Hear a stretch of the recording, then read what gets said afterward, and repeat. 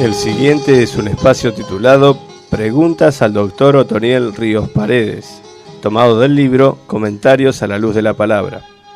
Comentarios a la Luz de la Palabra presenta en forma simple la explicación de diferentes temas extraídos de las páginas de la Biblia. No se pretende sentar ninguna cátedra de la escatología, sino que dar a conocer en frases sencillas un comentario sobre el tema en particular. Tema: la humanidad de Cristo. Anteriormente tratamos acerca de la divinidad de Cristo, pero ahora deseamos estudiar sobre su humanidad. ¿Cómo podemos demostrarla bíblicamente? Así como la divinidad de Cristo se comprueba con la misma palabra, también las pruebas bíblicas de la humanidad de Jesucristo son realmente impresionantes. Cristo se llamó el Hijo del Hombre. Asimismo, Mateo 8:20, Marcos 2:10 y Lucas 6:5, Juan 3:14. Una serie de corrientes han tratado de empañar la humanidad de Cristo, diciendo inclusive que no fue una verdadera humanidad, sino solamente una representación. Unos sugieren que fue un espíritu visible, pero en realidad el Señor tomó el cuerpo humano. El Padre le concedió cuerpo y, como señalé, él mismo se llamó hombre.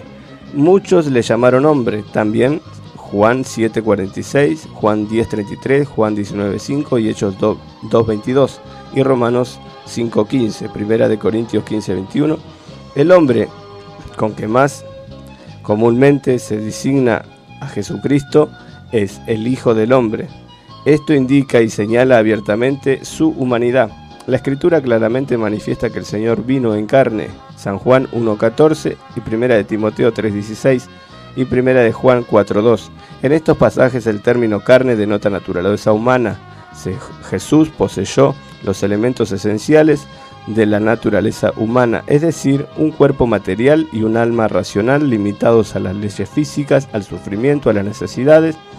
Finalizo abonando las citas al respecto: Mateos 26:38, Lucas 23:46 y Hebreos 2:14.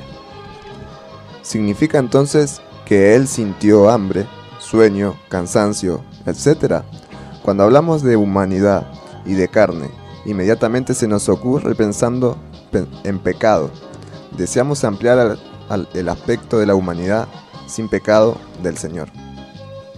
Es necesario aceptar que nuestro Señor Jesucristo como ser humano podía sentir, llorar, enternecerse, etc. Pero al mismo tiempo no dejó de ser divino. Y esto está significando una humanidad impecable e inmaculada. La Escritura evidencia que Jesús jamás cometió error. Enseñó a orar a sus discípulos diciendo: Padre, perdónanos, así como nosotros perdonamos. Pero él nunca hizo esta oración. La Escritura describe a un Cristo único, ideal, en donde su humanidad es mostrada en toda su plenitud. Para mayor luz, aporto las siguientes citas: Primera de Corintios 15:45, Segunda de Corintios 3:18, Filipenses 3:21, Hebreos 2 del 8 al 9, y vemos que el mismo nombre Jesús denota esa humanidad inmaculada.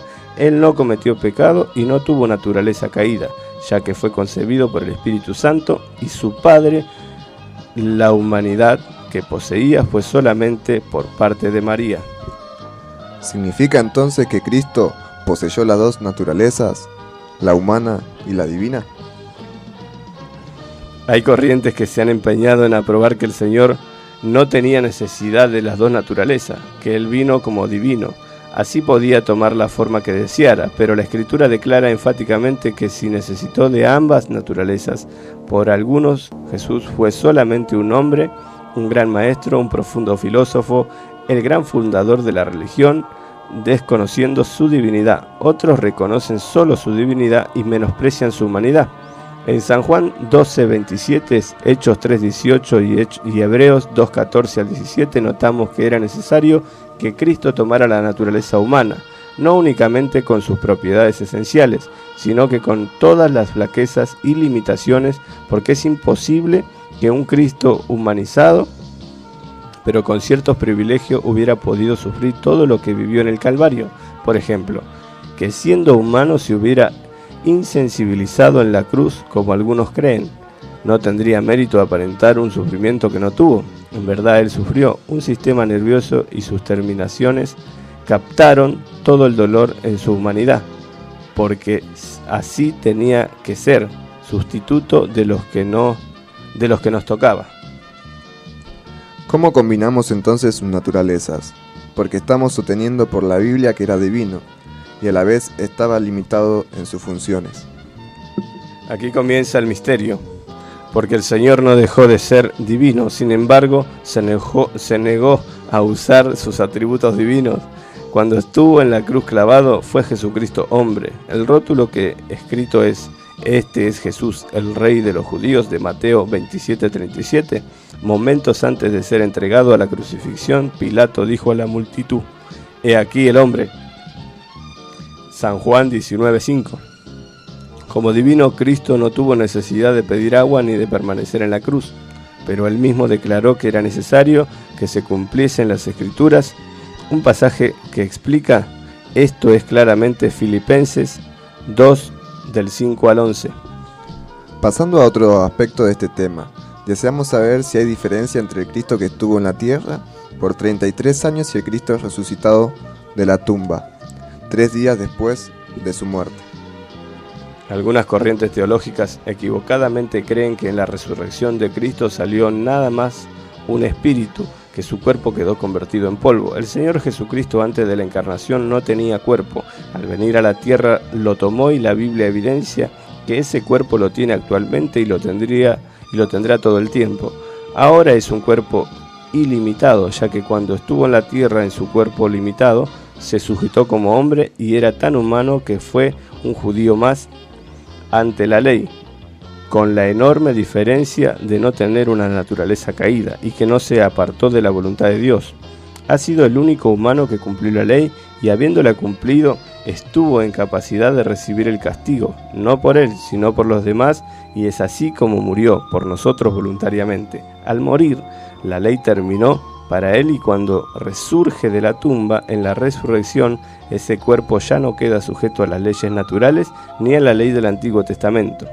Dejó de ser el Mesías judío y luego se levanta de la tumba para predicar un mensaje a todo el mundo, a todo aquel que oyere. El cuerpo del Señor Jesús resucitado es un cuerpo glorificado, sin limitaciones. Puede atravesar los sólidos y transportarse de un lugar a otro inmediatamente. En el pasaje de Lucas 24:30 al 42, después de resucitado, el Señor Jesucristo dijo a sus discípulos incrédulos que lo palparan. También comió como ellos para demostrarle que era el mismo Jesús con quien habían estado anteriormente. Es obvio que no comió para llenar una necesidad fisiológica, sino para evidenciar que era el mismo Jesús, que no había abandonado el cuerpo, aunque era diferente, ya glorificado, así como era el cuerpo de los que llevará a su gloria.